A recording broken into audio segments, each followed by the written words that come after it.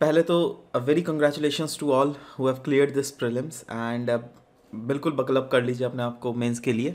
Anyways, आज का जो टॉपिक है इस सेशन का दोस्तों वो यह है दैट आप अपने ज्योग्राफी ऑप्शनल के जो आंसर्स है ना उसको कैसे स्टैंड आउट कर सकते हैं ना।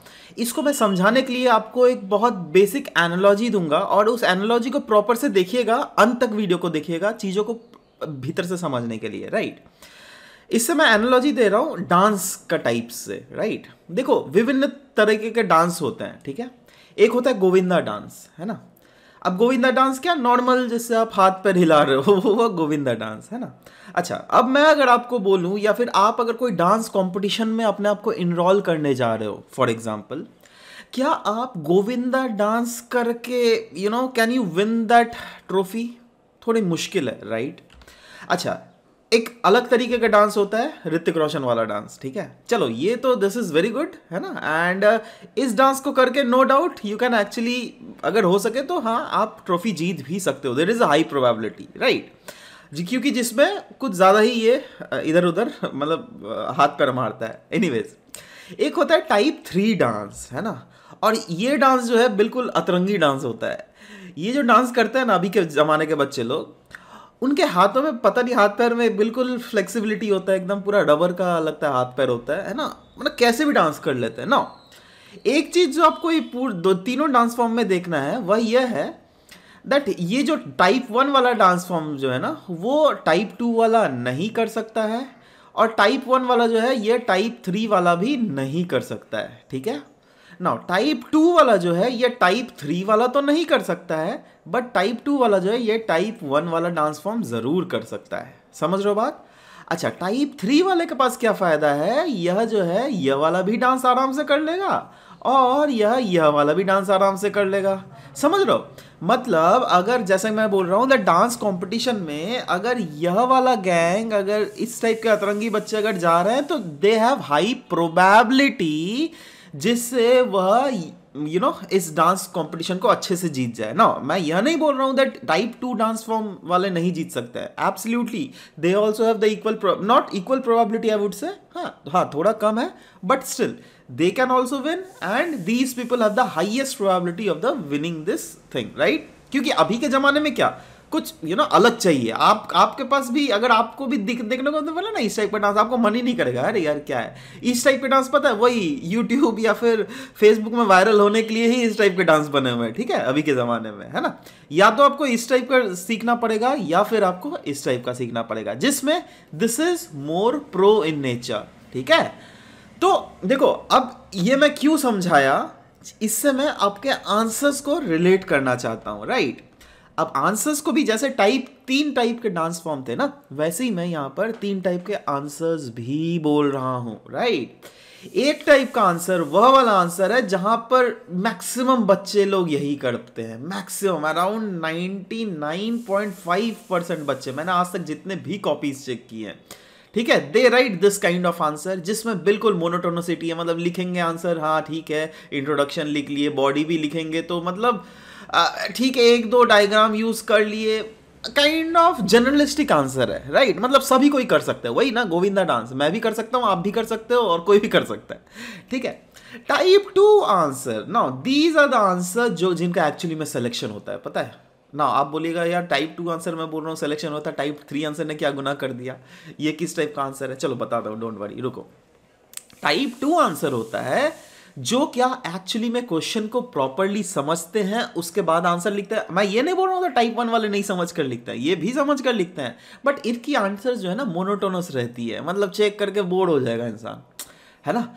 इनके आंसर्स में जो है कुछ ना कुछ मसाला इन द सेंस क्या, देखने में कुछ अट्रैक्टिव लगेगा, है ना। देखो, it is not important that आपको सिलेबस रटना चाहिए या फिर हर टॉपिक को एकदम बाय हार्ट मेमोराइज होना चाहिए, no, that is not at all important.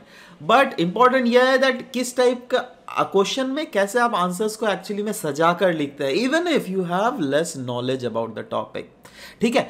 तो यहां पे हमें क्या क्या यूज करना पड़ता है, no doubt we need to stick to the topic, but at the same time we should make sure that answers की जो मोनोटोनोसिटी है, जो नॉर्मल आंसर्स जो लिखा जाता है नहीं वैसा आंसर नहीं हो, बल्कि कुछ ना कुछ उसमें फ्लो चार्ट, डायग्राम, ठीक है, जिससे देखने वाले को भी मजा आ जाए और ऑफ कोर्स लिखने वाला तो खैर ज्यादा नंबर लाए ही, समझ रहे हो बात। तो इसमें नो डाउट पैराग्राफ भी रहेगा, फ्लो चार्ट भी रहेगा, डायग्राम्स भी रहेंगे और टू द पॉइंट। क्योंकि देखो यूपीएससी पहले जो के जमाने में 60-60 नंबर के क्वेश्चंस पूछते थे, है ना। अब 60-60 नंबर के तो कुछ भी बकवास लिख के चले आओ यार, है ना। कौन देखने जा रहा है, क्योंकि उनको भी पता है दैट हाँ 60 नंबर का क्या बच्चा लिखेगा, पूरा भर देगा पेज, है ना। उनको लिखना तो कुछ पड़ेगा ही, है ना। बट अभी क्या किया है, 10 नंबर के क्वेश्चंस, 15 नंबर के क्वेश्चंस, 20 नंबर के क्वेश्चंस, और 10 नंबर के भी कितना 1.5 पेज आपको लिखने पड़ेंगे, 15 नंबर के कितना 2.5 पेज, 30 नंबर के कितना, 20 नंबर के कितना 3 to 3.5 पेज हमें लिखने पड़ते हैं, है ना। तो अब सोचो इतने नंबर में जब पेज कंस्ट्रेंट कर दिया है, इसका मतलब क्या, वो क्लियरली बोल रहा है दैट भैया देखो जो भी तुम लिखोगे ना वो टू द पॉइंट लिखो, फालतू के चीजें लिखोगे तो मैं भी तुम्हें फालतू के नंबर दूंगा, समझ रहे हो बात। तो यहां पे हमें क्या क्या चेक करने पड़ते हैं, बहुत ऐसे छोटे छोटे पैरामीटर्स है, पता है जो क्या चेक करने पड़ते हैं। आप नीचे कमेंट सेक्शन में लिखिए वो पैरामीटर्स भी, अगर आपको चाहिए तो उसके लिए एक अलग से मैं लेसन ही बना दूंगा, आप नीचे कमेंट सेक्शन में आप लोग सब लिख लीजिए, ठीक है। तो एक एक चीज यहां पर देखना पड़ता है, राइट। जैसे एक एग्जांपल ही अभी दे देता हूं दैट, सोचिए अगर क्वेश्चन में कुछ ऐसा चीज पूछा हुआ है जो क्या, जिसमें एक ऐसा वर्ड या फिर 2-3 ऐसे वर्ड्स हैं जो कि हर एक पैराग्राफ में यूज होने वाले हैं, है ना।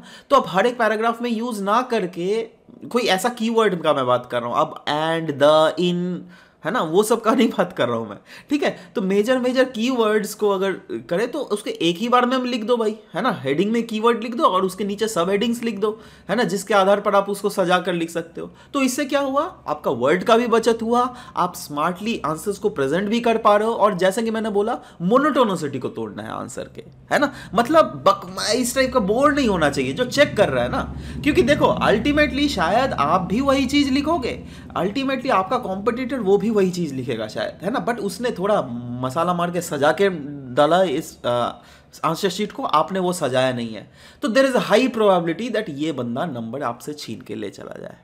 आपसे छीन के क्यों लेकर चला जाए, सोचो मैं अगर आप इनका कॉपी आपसे पहले चेक कर रहा हूं, उसके बाद आपका कॉपी चेक कर रहा हूं, तो मुझे तो लगेगा ना यार ये बंदे ने कितना अच्छा लिखा है, इस बंदे ने तो अच्छा लिखा ही नहीं है। हाँ वो अलग बात है, आपका लक है दैट हाँ मैंने अगर टाइप 1 वाला पेपर पहले चेक कर लिया, टाइप 2 वाला बाद में चेक किया, तो शायद आपको 5 नंबर दिया और इसको भी 5 नंबर बाद में दे दिया, ठीक है। बट अगर ऐसा कंडीशन हो जाए दैट सबसे पहले मेरे को ये वाला कॉपी चेक करने को मिला, उसके बाद में अगर टाइप 1 कॉपी चेक करने को मिला, तब तो लेकिन इसके नंबर कट गए ना, इसलिए मैं बोल रहा हूं, है ना। तो वही चीज आप करो ना खुद से मेहनत, है ना। ऐसे मेहनत नहीं होती है, आंसर्स लिखने पड़ेंगे उसके लिए, get it evaluated from your piers, from your seniors, from कहीं पर भी, जो भी कोचिंग इंस्टीट्यूट में अगर आपने ज्वाइन किया है ना। अगर आपको कहीं पे भी सहायता नहीं मिल रही है, make sure to join us. जी हाँ दोस्तों, आप स्मार्ट रैंकर्स ऐप डाउनलोड कीजिए, वहां पर भी हम लोग का भी आंसर राइटिंग कोर्सेज चल रहे हैं, राइट। आप उसमें भी ज्वाइन कर सकते हैं अपने आप को। एनीवेज, उससे क्या होगा दैट आप अपने आप को सेल्फ इवेल्युएट कर पाओगे दैट समय के साथ साथ कैसी जो है आपकी ओवरऑल प्रिपरेशन चल रही है, कैसे आपका ओवरऑल जो है राइटिंग कैपेबिलिटीज बढ़ रहे हैं, ठीक है। तो देखो ये हो गया टाइप 2 टाइप, ठीक है। अब आप जैसे मैंने बोला था टाइप 3 क्या होता है भैया, टाइप 2 में ही तो सब कुछ मैंने बोल दिया। अब देखो टाइप 3 को बोलने से पहले मैं आपको कुछ दिखाना चाहता हूँ, राइट। जैसे क्वेश्चन, हमारा जो क्वेश्चन पैटर्न होता है ना, एक होता है पहला नंबर क्वेश्चन, दूसरा नंबर, तीसरा नंबर, चौथा नंबर, पांचवा नंबर क्वेश्चन, छठा नंबर, सातवां, आठवां, ठीक है। 8 क्वेश्चन टोटल रहता है ना, 2 सेक्शंस में डिवाइडेड होता है, जिसमें पहला क्वेश्चन जो है ये मैंडेटरी रहता है 50 नंबर का, दूसरा 5वां नंबर क्वेश्चन जो है ये भी मैंडेटरी रहता है 50 नंबर का। बाकी जो 6 क्वेश्चंस है ना, 2, 3, 4, 6, 7, 8, इसमें कोई भी 3 आपको सॉल्व करने पड़ते हैं। अच्छा, आप तीनों के तीनों एक ही सेक्शन में नहीं कर सकते हैं। आप सब बोलोगे अरे भाई यहीं से तीनों क्वेश्चन को उठा लूं, नहीं, इससे या तो एक क्वेश्चन या तो 2 क्वेश्चन आपको उठाना पड़ेगा। और अगर यहां से सोचो एक क्वेश्चन उठाया तो यहां से आपको 2 क्वेश्चंस लिखने पड़ेंगे, अगर यहां से 2 क्वेश्चंस लिखा तो यहां से आपको 1 क्वेश्चंस लिखने पड़ेंगे आउट ऑफ दीज 3। समझ रहे हो बात, मतलब इन टोटल 1, 2 और यहां पे 3 क्वेश्चन है ना, मतलब 3, और इसके सब पार्ट्स होते हैं। अगेन मैं बता रहा हूं, ऐसा मत सोचिए, इसका जैसे 5 क्वेश्चंस रहता है, ठीक है, 50-50 नंबर का, है ना। वैसे ही इसमें जो है एक है 20 नंबर का क्वेश्चन रहता है, 2 है 15 नंबर का क्वेश्चन, मतलब इसमें भी 50-50 नंबर का क्वेश्चन, ठीक है। तो 50 × 50 × 3 कितना हो गया, 150 मार्क्स, है ना। 150 marks plus 50 marks plus 50 marks कितना हो गया? 150 plus 100 equals to 250 marks. 250 marks का एक पेपर 1 होगा, 250 मार्क्स का पेपर 2 होगा। अब आप खुद दिमाग लगाओ, ठीक है, 2 मिनट के लिए। दैट ठीक है, 250 नंबर का पेपर होता है, तो आज तक क्या किसी ने 250 नंबर लाया है या फिर 230 235 ऐसा नंबर लाया है? नहीं, राइट? तो यूपीएससी का पागल है क्या दैट उसने इतना 250 नंबर का रखा हुआ है और वो सबको इतना हाईएस्ट नंबर नहीं देता है ना? 180 नंबर पार करना भी मुश्किल हो जाता है। तो देखो कुछ तो होगा, है ना? कुछ तो होगा आपका। वो क्या है? X factor. जी हाँ, एक्स फैक्टर। जैसे मैंने बोला था ना, दैट डांस फॉर्म जो ये थर्ड टाइप का लोग होता है ना, यहाँ पे अतरंगी डांस करते हैं, एकदम पता नहीं है दैट बॉडी कैसे करके घूमता है ना? अब देखो, इस टाइप के नॉलेज को अटेन करने के लिए ना आपको डेडिकेटेड आंसर राइटिंग प्रैक्टिस करनी पड़ेगी। आपने जब से प्रिपरेशन अपनी स्टार्ट की है, सोचो, या फिर जब से ऑप्शनल्स का प्रिपरेशन ऑलमोस्ट आपने ट्रैक पकड़ा है, तब से आपको आंसर राइटिंग करनी पड़ेगी। तब से आंसर राइटिंग में आपको इम्प्रोवाइज करना पड़ेगा।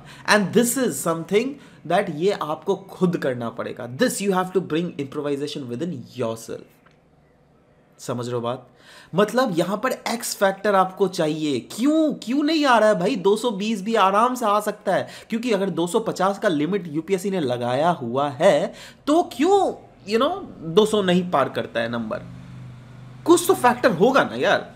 जब उतना नंबर दिया हुआ है, मतलब they have clearly given a room that हाँ भाई 250 नंबर का क्वेश्चन है, मतलब आप you can also secure 250 number. You can also secure अगर 20 नंबर के क्वेश्चन है तो आप 20 आउट ऑफ 20 भी पा सकते हो। अगर 15 नंबर के क्वेश्चन है आप 15 आउट ऑफ 15 भी पा सकते हो। बट क्या लोगों को मिलता है? नहीं, लोगों को शायद 7 8 से मैक्सिमम 10 मिलता होगा ना। ये क्यों मिलता है? क्यों इसको 15 नंबर में कन्वर्ट नहीं कर रहे हैं कि वो लोग? क्योंकि उन्हें अगेन ये एक्स फैक्टर की शायद कमी हो रही है। Now what is this x factor guys? ये एक्स फैक्टर शायद एप्ट आंसर्स हो, शायद कुछ डेटाज हो, क्योंकि देखो हमारे लिए डेटा को याद करना बहुत ज़्यादा मुश्किल है। अगर मैं आपको एक ऐसा क्वेश्चन दे दूं दैट बताओ भैया हमारे देश में स्टील प्लांट्स जो है उनकी पर्टिकुलर लोकेशंस में ही क्यों डोमिनेंस ज़्यादा है, राइट? तो अगेन आप बता दोगे दैट हाँ भैया वेवर्स का इंडस्ट्रियल मॉडल थ्योरी लगा दोगे। आप बता सकते हो दैट हाँ भैया दैट इज़ क्योंकि आप इलेक्ट्रिसिटी, डिफरेंट रॉ मटेरियल्स, वो सारे फैसिलिटीज, सारे फैक्टर्स जो है आप इंक्लूड कर लोगे, राइट? बट क्या आप डेटा इंक्लूड कर पाओगे? डेटा याद करना बहुत ही ज़्यादा मुश्किल हो जाता है, ठीक है? तो अगेन मैं ये नहीं बोल रहा हूँ दैट आपको एक्स फैक्टर लाना है, राइट? It is extreme. ये वाला शायद अभी तक नौबत आया नहीं है इंडिया में, ठीक है? क्योंकि अभी तक शायद मैं मानता हूँ दैट उतना कंपटीशन बढ़ा भी नहीं है जितना फ्यूचर में बढ़ने वाला है। You never know, right? But no doubt अभी भी वैसे बोला जाता है कंपटीशन ज़्यादा है। बट हाँ, ये एक्स फैक्टर वाले जो आंसर्स है ना, ये बहुत ही कम लोग लिख सकते हैं और इसको पाने के लिए जैसे मैंने बोला बहुत ही ज़्यादा मेहनत करनी पड़ेगी आपको, ठीक है? So make sure that this is how, मतलब जो मैंने एनालॉजी जो पुट किया दैट डांस फॉर्म का कैसे एनालॉजी हम पुट कर रहे हैं इस आंसर राइटिंग के साथ, तो आप शायद अभी तक समझ गए होंगे दैट इस टाइप के आंसर्स अगर आप लिखोगे so I guess it won't work that much. हाँ, आपको जनरल एक मिल जाएगा कुछ नंबर, बट कंपटीशन में आने के लिए जो है you need to write this kind of answers, ठीक है? और जो इसमें मास्टरी जो मिल जाता है ना, they think of shifting themselves to this very level of dance 3 या फिर आंसर राइटिंग टाइप 3। समझ रहे हो बात, है ना? जिसमें 250 नंबर के सपने आप देख सकते हो। एनीवे, ठीक है? तो समझ गए बात, चीजें? तो आशा करता हूं दैट दिस इज इस टाइप के अगर चीज़ें आप मेहनत करें तो शायद आपकी answer writing capabilities no doubt guys बहुत ज़्यादा इंप्रूव करेंगी, राइट? और हाँ गाइज, अगर आप हमसे जुड़ना चाहते हैं तो हमारी geography optional online classes English language में पूरा है, जहाँ पर लिख चीज़ें नोट्स भी इंग्लिश में है, डिलीवर भी इंग्लिश में की जाती है, और एक बाइलिंगुअल क्लासेस जो कि यूट्यूब में चलती है जिस टाइप से। तो बाइलिंगुअल क्लासेस में जो है लिखी हुई तो इंग्लिश में है बट चीज़ें will be delivered in Hindi, ठीक है? So if you want to get in yourself enrolled, download Smart Rankers app और वहाँ से आप जल्दी से जल्दी इनरोल भी कर सकते हैं। मिलते हैं नेक्स्ट क्लास में। Bye bye, take care.